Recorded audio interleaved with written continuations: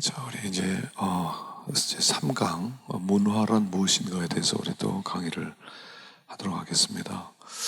우리는 문화 속에 살죠. 그래서 우리가 이 문화에 대해서 이해하는 게 참 중요한데, 문화에 대해서 어떤 그 정확한 정의를 내린 사람은 없어요. 다양한 사람들의 의견들이 있어요. 거기서 우리가 어떤 공통점을 찾아서 문화가 무엇인가에 대해서 우리가 파악하는 게 참 중요하죠.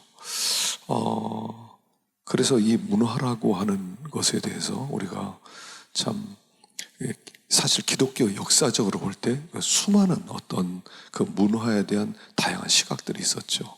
그래서 초대교회 때, 또 중세시대 때, 또 우리 종교개혁시대 이 문화에 대하여 어떤 시각을 가지고 있느냐, 다양한 시각을 가지고 있는데, 근데 그런 리차드 니버라는 사람이 쓴 그리스도와 문화라고 하는 클래식, 아주 고전이 있죠. 5개의 문화 유형으로 나눴죠. 아마 아시는 분은 아실 거고요. 또 아마 이야기는 들어봤을 거예요. 이 책은 굉장히 중요한 도전을 주는 책이에요. 물론 이제 그 책에 대해서 이제 비판하는 분들도 있지만, 그 책에서 리차드 니버는 무슨 얘기를 하냐면, 어떤 한 그 문화에 대한 다양한 그 시대에 어떤 생각들이 있었지만 정답은 없다는 거예요. 그 시대 속에서, 그것도 역시 그 문화 속에서 내린 결정이기 때문에 그걸 옳다 그러다, 그땐 이게 틀렸다, 이게 맞는다 말할 수가 없다는 것이죠. 그리고 나서 우리가 그 문화 속에 살면서 나는 어떤 문화관을 가질 것이냐는 각자가 결정을 해야 된다는 거예요. 그 결정하는 기준을 2가지로 얘기했어요. 충성과 신뢰예요. 내가 무엇에 충성하고 무엇을 믿느냐로 문화를 볼 수 있다는 거죠.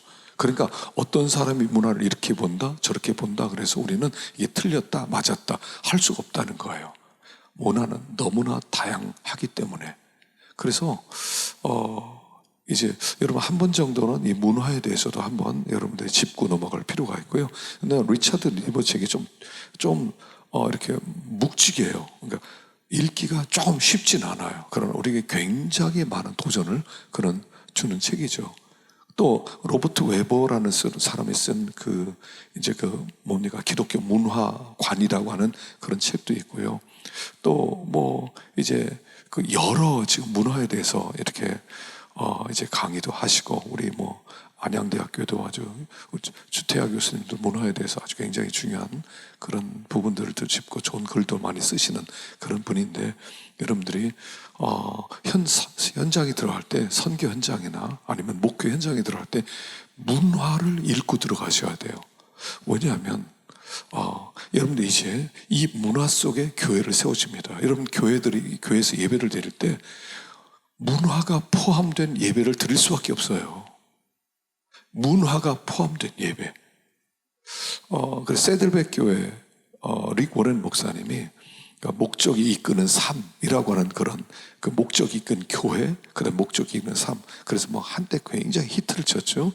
근데 왜 그렇게 히트를 쳤냐면, 그분이 이제 그 책을 이제 풀러 신학교의 목회학 박사의 논문으로 쓴 거예요. 사실 그게. 그러면서 이 풀러가 선교가 강하니까 이 선교는 항상 문화와 관련되는 거예요. 그래서 문화를 짚은 거예요. 그 책에서. 뒤에서 개혁주의에서는 저게 무슨 복음을 이렇게 축소시켰다, 왜곡시켰다, 깎아냈다 그러지만, 이 사람이 문화를 읽었기 때문에 아주 탁월한 그런 그 교회를 세울 수가 있었어요. 그래서 그 세들백 교회를 가면요, 입구에 딱 들어가면 어떻게 생겼냐면요, 바닥에 커피 쏟아진 자국들이 있어요. 커피 쏟아진 자국. 그러니까 커피 쏟아진 자국이 뭐냐면, 진짜로 커피를 쏟았다는 게 아니라 사람들이 편하게, 완벽하면요, 깨끗하고 완벽하면 사람들이 뭔가 이렇게 거부감을 느끼니까 커피 쏟은 것 같은 그런 것도 좀 해놓고요. 그래야 편하다, 여기 그냥 와도 되겠다, 이런 마음을 갖게 만드는 거죠. 그리고 그가 이제 타켓을 세웠던 교회, 우리 교회는 어떤 사람을 타겟을 맞출 것이냐, 40대 중반의 중류급 문화를 즐기는 사람들, 그렇게 타겟을 세웠어요. 그래서 그들이 좋아하는 음악은 뭐냐, 그들이 좋아하는 그런 사람들은 누구냐? 그 사람들이 좋아하는 그 당시에 문화의 패턴이 뭐냐? 이걸 파악해서 쓴 거예요, 사실은요. 그래서 음악도 그 사람들이 편하게 들을 수 있는, 물론 제가 얘기하는 것은 뭐 꼭 문화에 맞춰서 뭐 교회 문턱을 낮춰서 쉽게 들어간다, 절대 그 얘기하는 게 아닙니다. 그건 이제 각자 다 달라요. 그런데 그 사람은 문화를 읽었다는 거죠. 그리고 문화를 알고 여러분들이 어떻게 나갈 것인가를 생각하셔야 돼요. 그래서 이제 여러 가지 우리가 문제를 해결하고 가셔야 돼요. 왜냐하면 현장에 들어가면 수많은 질문을 받게 돼 있어요. 왜 이건 이렇게 합니까? 왜 이건 이렇게 합니까? 이렇게 합니까? 그 질문에 답변을 하려면 내가 고민을 해봐야 돼요.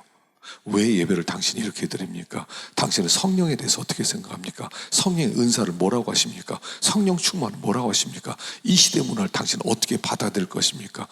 이 문화 속에서 어떻게 복음을 주는 거 할 것입니까? 그 다양한 이야기들을 할 때 여러분들이 답변하려면 한 번은 넘어가셔야 되거든요.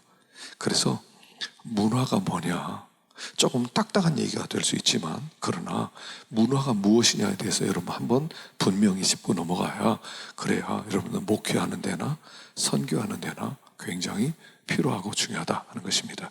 자, 한번 보겠습니다. 자, 문화는 뭐냐면 일종의 커뮤니케이션이고요. 인간 생활 전체를 커뮤니케이션으로 간주하게 되면 광범위한 영역에서 의사소통과 관련된 사건들을 망라하는 어떤 스펙트럼을 생각해 볼 수 있다는 것이죠. 그렇다면 인간은 문화를 만들고 사용하는 유일한 동물인가 아니냐는 거죠. 아직까지 행동과학자에서는 의견의 일치가 없지만 문화를 광의로 정의해서 학습된 행위 유형의 복합체로 보면 인간은 문화를 만들고 사용하는 유일한 동물 아니라는 거예요. 다른 동물들도 생존을 위해 스스로 학습한 것을 그 새끼들에게 가르치는 거예요. 물고기도, 그 무슨 사자도요, 자기 새끼들에게 사냥하는 법을 배웁니다. 솔개도요, 자기 새끼들에게 사냥하는 법을 가르치고 나는 법도 가르치죠. 물개도요, 수영하는 법을 가르치고요, 고기 잡는 법을 가르치고 다 가르치죠. 일종의 문화라는 거죠. 그래서 하나의 커뮤니케이션이라는 거예요. 여러분, 차를 타고 가면서 이제 깜빡이를 넣죠. 방향 지시등을 넣습니다. 이건 뭐냐면 커뮤니케이션 하는 겁니다. 저 오른쪽으로 갑니다. 조심해 주세요. 근데 그냥 가다가 깜빡이 등을 안 넣고 오른쪽 휙 가버립니다. 나는 오른쪽으로 가려고 기다리는데 저 앞에서 차가 오는데 깜빡이 넣지도 않고 갑자기 들어가요. 기다릴 필요가 없었는데. 커뮤니케이션이 안 되는 거죠. 무례한 거죠. 문화는 하나의 커뮤니케이션이에요. 그 사회 속으로 들어가면 나도 모르게 그 사회에 사람들이 다 커뮤니케이션이 되어지는 거예요. 악수를 한다, 이것도 커뮤니케이션이에요. 반갑다, 참 싸울 생각이 없다, 뭐 그런 뜻이잖아요. 두 손으로 하면 더 공손하게 정말 반갑다, 하나의 어떤 심벌이기도 하죠. 그래서 문화라고 하는 것은 하나의 커뮤니케이션인데요, 그 복합 커뮤니케이션 체제, 그게 문화 체계다 하는 것입니다. 자, 문화의 정의. 자, 정의를 한번 보십시다. 행동과학자들에게 문화는 학습된 인간의 행위용입니다. 문화 혹은 문명이란 지식, 믿음, 예술, 도덕, 법, 관행, 그리고 사회 성원으로서 획득된 그 외의 다른 능력과 관습을 포괄한 복합적 총체라고 할 수가 있죠. 복합적 총체죠. 자, 실제적 합의는 이렇게 됩니다. 실제적 합의는 문화는 상호 연관되어 있는 유형화된 전통들로 구성되어 있고요, 그 전통들은 시간과 공간적으로 전승되고 그 전승은 언어적 능력과 상징적 능력의 바탕을 둔 비생물적인 메커니즘으로 이루어진다는 겁니다. 여러분, 제가 이 문화 이렇게 강의 준비를 하면서 뭐를 깼냐면 자전거 타는 법 설명하는 기분이에요. 여러분 자전거 타는 법, 여러분 자전거 타는 법을 알려면 어떻게 해야 돼요? 자전거 타고 나가면 돼요. 근데 자전거 타는 법을 강의실에서 가르치면 한 학기 내내 가르쳐도 자전거를 못 타요. 자, 자전거를 탈 때, 그 바퀴가 두 바퀴입니다. 뒤에서 누가 잡아줍니다. 뒤에서 밀어주면 바퀴를 구르는 겁니다. 그러다가 넘어지는 쪽으로 핸들을 돌리는 겁니다. 몸의 균형을 잡아야 되는. 여러분, 이거 한 학기 했다고 자전거 탈 수 있어요? 현장으로 가는 거죠. 문화가 또 그런 것 같아요. 문화를 책상 앞에서 가르치는 게 참 어려운데, 그래도 어떤 정리가 되었으면 그러면 훨씬 더 우리가 문화 속에서 살아갈 수가 있으니까 강의를 듣습니다. 자, 첫 번째 문화는 뭐냐면 두 가지로 볼 수 있어요. 학습된 행위의 패턴이 통합된 체계라는 겁니다. 어떤 사람이 우리와 다른 문화를 가진 것은 완고해서가 아니라 왜 나처럼 저 사람 하지 않지? 학습되고 그 사람은 그렇게 교육받았기 때문이라는 거예요. 그러니까 그런 사람을 대할 때 문화가 다른 사람을 만날 때 우리는 정중하고 인내로 대해야 되는 거죠. 우리는 각기 다른 문화의 요소에서 성장했습니다. 그래서 문화는 두 가지 정의가 중요합니다. 첫째는 학습된 행위라는 것과 또 하나는 통합되었다는 겁니다. 이 통합되었다는 것은 뭐냐면 구성 요소들, 여러 가지 구성 요소들이 서로 연결되어 있다는 거예요. 그러니까 그 사람의 어떤 믿음과 어떤 도덕과 어떤 법과 어떤 관행과 뭐 자라는 환경과 이 모든 게 따로따로 떨어져 있는 게 아니라 그것이 복합적으로 되어 있어서 어떤 행동이 나오는 것을 이야기하죠. 그래서 문화는 여기에 보면 통합되었다 하는 것입니다. 그래서 그 어떤 환경에서 배우고 훈련된 것입니다. 그것이 한 문화를 구성하는 거죠. 그래서 이 문화라는 하부책의 핵심에는 결국 뭐가 있냐면 어떤 세계관이 있다는 거예요. 그리고 그 세계관을 중심으로 해서 모든 것이 접착제와 같이 서로 다 연결되어 있는 거예요. 어떤 세계관에서 종교가 나오고 어떤 세계관에서 전통이 나오고 어떤 세계관에서 도덕이 나오고 어떤 세계관에서 예술이 나오고 그 세계관을 중심으로 해서 모든 것이 나왔다. 그래서 문화란 학습된 행위의 패턴이 통합된 체계라는 거예요. 두 번째, 그런데 그 문화는 지도예요. 문화는 지도입니다. 자, 두 번째 보십시다.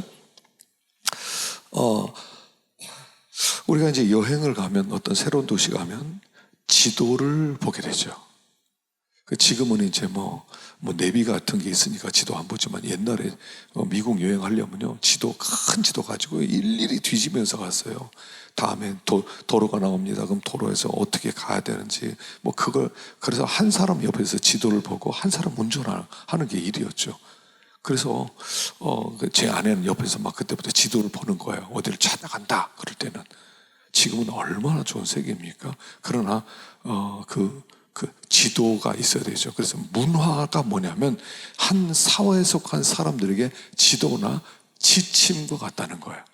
예를 들어 한국이라는 문화는 악수할 때 한 손으로 하는 것과 두 손으로 하는 것이 차이가 있죠. 또 무슨 캄보디아 같은 데 가면 캄보디아도요 손을 모으고 상대가 나이가 많고 어떤 그 사람의 신분이 높으면 손을 더 높이 한다는 거예요.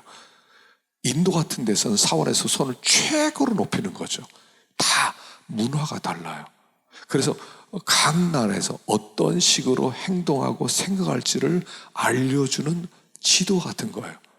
예전에 한 선교사님이 그때 이제 아프리카에서 사역을 하는데 언어를 모르고 들어갔대요. 아무것도 모르고 들어갔대요. 그래서 근데 이제 그 어떤 그 원주민들이 잘 붙잡아 갔답니다. 뭐라고 하면서 침을 탁 뱉으래요. 침을 탁 뱉으래요. 기분이 얼마나 나쁩니까? 그래서 자기도 침을 탁 뱉었대요. 나중에 알고 보니까 침 뱉은 것은 환영한다는 뜻이더라는 거예요. 침 뱉는 게 내 분비물이 너에게 묻었기 때문에 우리는 친하다는 뜻이에요. 근데 우리는 침 뱉으면 뭡니까? 침 뱉으면 모독 중에 모독이죠. 문화가 다른 거예요. 그래서 그 속에서 들어가서 어떻게 생각할지를 알려주는 지도 같은 거죠. 그래서 문화의 학습은 강력한 것이어서 세상을 그대로 보고 느끼도록 하죠.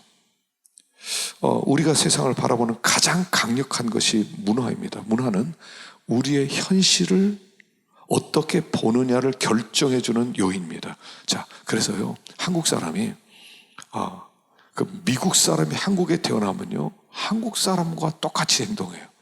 한국 사람이 어렸을 때 미국 가면 미국 사람의 사고방식을 갖고 있어요. 달라요. 그래서 1.5세, 2세 그러죠? 다릅니다. 왜냐하면 다른 문화 속에서 자랐어요. 지금은 세대도 문화가 다르다고 그러죠. 내가 살던 세대, 그 다음 세대, 그 다음 세대, 문화가 다른 데서 자라났어요. 그러니까 생각이 달라요. 한국 사람인데 다 선교사가 돼야 돼요, 지금은. 그래서 문화는 학습되고요. 학습된 곳의 문화를 사람들은 배우게 된다는 거죠. 자, 학자들은 문화를 어떻게 정했는가 좀 한번 보겠습니다. 에드워드 타일러라는 사람이 있어요. 타일러는 18세기의 시대 정신, 18세기에 진화론이 나왔어요. 진화론에 지대한 영향을 받습니다. 그는 이렇게 얘기했습니다. 문화란 사회 구성원으로서의 인간에 의해 획득된 지식, 신앙, 예술, 도덕, 관습 및 사회 이론으로서 인간의 능력과 습관을 포함하는 복합적 총체다 했어요. 그래서 이 개념 정의에는 문화를 구성하는 각 요소들의 상호 유기적 과정과 부분과 전체의 관계성에 대해서는 언급이 없어요. 그러니까 그 당시 진화론의 영향을 받았습니다. 진화론의 영향을 받아서 문화는 진화된다는 거예요. 문화가 진화된다. 그래서 이 문화가 진화되는데 이 문화가 진화됨으로 말미암아 모든 것이 이제 진화론을 설명하는 거예요. 예를 들어 그 당시에 멜더스의 이제 인구론에 영향을 끼쳤습니다. 그러니까 멜더스는 어떻게 생각하냐면 인구는 조종할 필요가 없다. 진화에 따라 스스로 조종될 것이다. 왜냐하면 진화론은 적자 생존의 원리 아닙니까? 아주 적절한 사람, 적당한 사람만, 약육 강식, 그래서 강한 것만 살아남는, 그게 그래서 우성만 살아남는, 그래서 점점 더 발전된다는 거죠. 그게 이 사람이 가지고 있었던 정신이었다는 거. 멜더스라고 하는 사람은 어떻게 생각했냐면 인구는 조정할 필요 없다. 스스로 조종된다. 내버려 두면 약자는 죽고 강자는 살아남는다. 이렇게 봤어요. 종교도 진화된다고 생각했어요. 그러니까 종교는 처음에 아주 샤머니즘, 아주 애니미즘으로 시작한다. 그러나 점점 더 발전하는 게 유일신으로 가는 거다. 그 유일신이 된 것은 종교가 굉장히 발전했기 때문이다. 그런데 나중에 더 발전되면, 종교가 발전되면 더 이상 종교가 필요 없어진다. 왜냐하면 사람들이 도덕성과 사람들의 윤리가 발전되어서 신이 필요 없는 시대로 간다라고 보았던 거예요. 근데 에드워드 타일러는 이렇게 보았습니다. 근데 이제 어떻게 됐습니까? 지금 종교가 없어졌습니까? 가면 갈수록 종교가 더 필요해지죠. 그래서 지금 별 사이비가 다 나오죠. 지금은 무슨 별별 말을 하더라도 따라다니는 사람이 생겨요. 왜냐하면 사람은 하나님 없이 살 수 없는 존재이기 때문에 그렇죠. 그러니까 문화가 진화되고 종교도 진화된다는 그것은 맞지 않는다라고 볼 수가 있죠. 그 다음에 말리노프스키라는 사람이 있어요. 이제 이 사람 문화 구조주의자인데요. 이제 뒷부분에 가서 또 나오겠습니다. 문화를 구성하는 개인들의 기본적 욕구와 필요를 충족시키기 위한 기능을 위하여 존재하는 것을 보았다는 겁니다. 인간에게는 두 가지 종류의 욕구가 있다는 거예요. 하나는 인간의 생존을 위하여 절대적으로 충족되어져야만 하는 욕구들, 그러니까 생리적, 심리적, 사회적 욕구와 또 하나는 이런 중요한 욕구들로부터 발생된 부수적 욕구들로서 문화제도를 인간의 욕구를 충족시키기 위한 기능을 담당하는 틀로 보았다는 겁니다. 자, 이 사람이 이렇게 보았어요.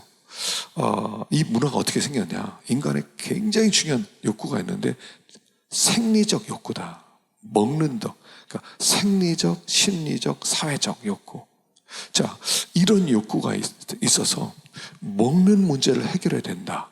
그래서 먹는 문제가 가장 중요하기 때문에 이 먹는 문제를 해결하기 위해서 그때 사냥하는 법이 생겼고 수렵하는 법이 생겼고, 그리고 내가 할 수 없는 부분들 물물 교환이 생겼고, 그래서 물물 교환하면서 그래서 사람들과 관계가 생겼고, 관계하면서 그 사람과 물물 교환하기 위해서 배를 타고 가야 되니까 배를 만드는 기술이 나왔고, 장사하는 기술이 나왔고, 돈도 나왔고, 기술, 그러니까 이렇게 모든 것의 기본이 여기 가장 생리적, 심리적, 사회 욕구로부터 나왔는데, 그 욕구로부터 이제 필요한 모든 것들이 나왔다는 거예요. 그래서 그 욕구를 담당하기 위해서 문화가 만들어지기 시작했다 하는 것을, 그러니까 생리적 욕구를 문화의 기본으로 보았다 하는 것이죠. 이 말리노프스키예요. 자, 그 다음에 루이스 루즈베탁이라는 사람입니다. 지난 시간에도 잠깐 얘기했죠. 문화의 5가지 특성들을 지적하면서 문화를 정의했어요. 첫째, 이 사람 문화를 삶의 방식으로 보았어요. 둘째, 문화는 삶의 전체적 틀로 보았어요. 셋째, 문화는 기능적으로 하나의 체계로 조직화되어 있다고 그랬죠. 넷째, 문화는 배움의 과정을 통해 습득되어진다고 그랬어요. 그리고 다섯째, 문화는 한 개인의 삶의 방식이 아니라 한 그룹의 삶의 방식이라는 거죠. 그래서 문화란 전체적인 삶의 한 디자인으로 보았고, 사회가 신체적, 사회적, 이념적 환경에 자신을 적용하는 틀로 보았다는 겁니다. 어떤 면에서 가장 군더더기 없는 정의를 내렸어요. 그래서 이 루즈베탁을 가장 그냥 이렇게 모든 사람들이 평범하게 생각하는 정의를, 이 사람의 정의를 듭니다. 그래서 이 일들을 통해서 이렇게 해서 이제 문화는 삶의 방식이고 삶의 전체적 틀이고 하나의 체계로 조직화되어 있고, 우리는 배우면서 습득되어지고 한 개인의 삶이 아니라 한 그룹의 삶의 방법이다 하는 거죠. 그래서 이 문화는 그 공동체의 전체적인 삶의 모습이다 이렇게 보았다는 것입니다. 다음에 이제 제임스 스프레들리가 있어요. 이 사람은 문화란 사람들이 자신의 경험을 해석하고 사회활동을 조절하는 데 사용하는 획득된 지식이다 그랬어요. 여기서 획득된 지식이란 인간의 가족, 학교, 공동체와 같은 인간 제도들에서뿐 아니라 종교적으로 하나님과의 관계 같은 것들이 포함됩니다. 그래서 문화를 정신의 지도 혹은 프로그램이라 할 때 단순한 프로그램이 아니라 그것의 목적이 무엇을 위한 것인지, 어떤 목적을 가지고 있는지에 대해서 신앙이 최종적 결정을 한다고 생각했어요. 자, 이 제임스 스프레들리가 아주 선교학자들의 가장 큰 영향을 끼쳤어요. 뭐냐면 이 문화는 그 사람들이 경험을 해석하고 사회행동을 조절하는 데 사용을 획득된 지식인데, 그 지식 속에는 가장 중요한 게 종교적이라는 거예요. 그래서 종교적이기 때문에 그 어떤 문화 속에서든 핵심에는 종교가 있다고 본 거예요. 그러니까 이 사람 문화를 이렇게 봤어요. 무엇을 위한 문화냐 이렇게 보는 거예요. 왜 그런 행동을 하느냐, 근데 그게 다 종교와 연결되어 있다는 거예요. 무슨 목적을 위해서 그렇게 우리는 그 일들을 해왔느냐, 그래서 이 사람은 종교를 중심에 두었다는 거예요. 그래서 사실 이게 성경적이죠. 인간의 존재 목적이 뭡니까? 하나님의 영광을 위하여죠. 우리가 살아가는 모든 목적, 이제 우리가 변화된 삶의 목적, 새 사람의 삶의 목적은 뭐냐면 내 삶의 모든 것이 그리스도와 연결되어진다는 거 아닙니까? 내가 밥을 먹는데 왜 밥을 먹어요? 먹기 위해서? 아니요. 하나님의 일을 하기 위해서, 전도하기 위해서, 기도하기 위해서, 뜻을 이루기 위해서, 섬기기 위해서 목적이 생기는 거죠. 그래서 이 사람은 모든 문화의 핵심에는 종교가 있어야 된다, 종교가 있는 것이다 라고 보았다는 것입니다. 자, 5번째, 유진 나이다라는 사람입니다. 이 유진 나이다는 문화를 한 세대에서 다른 세대로 전달되어지는 물질적이고 비물질적인 경향들을 사회적으로 획득한 모든 학습된 행동들이다 라고 얘기했어요. 자, 이것은 전달되어지는 거죠. 근데 물질적인 것만 전달되는 게 아니라 비물질적인 경향들도 전달된다는 거예요. 그래서 우리가 위로부터 받았다는 거예요.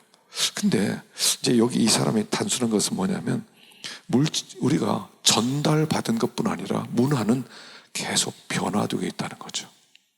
문화는 새로운 문화, 계속 옛날 문화가 사라지고 새로운 문화로 바뀌어진다는 거죠. 그래서 유진 나이다는 너무 문화를 한계성, 전달로만 보았다 하는 한계성을 가지고 있죠. 그래서 사실 문화는 계속 변화되고 있다 하는 것입니다. 자, 조금 쉬었다가 하도록 하겠습니다.